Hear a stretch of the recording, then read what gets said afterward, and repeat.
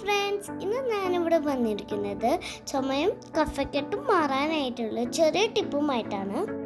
ഇതിനത്ര സാധനങ്ങളൊന്നും വേണ്ട, നമ്മുടെ വീട്ടിലുള്ള വളരെ കുറച്ച് സാധനങ്ങൾ മാത്രം മതി ഇതിന്.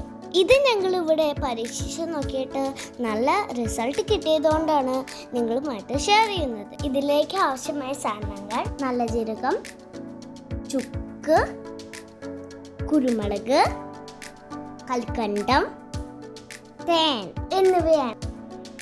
ഇനി ഇത് എല്ലാതും നന്നായി പൊടിച്ചെടുക്കണം.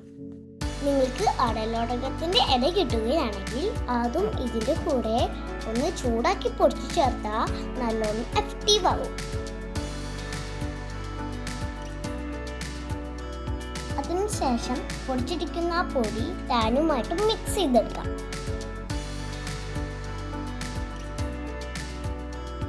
ഇനി നമുക്കിതെല്ലാതും കൂടി മിക്സ് ചെയ്തിട്ട് ഒരു വലിയ പരുവത്തിൽ പോലെ ആക്കിയെടുക്കാം.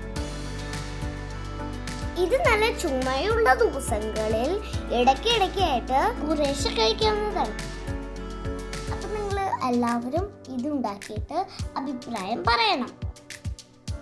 അപ്പോൾ അടുത്തൊരു വീഡിയോ ആയിട്ട് വരണ വരെ എല്ലാവർക്കും ബൈ.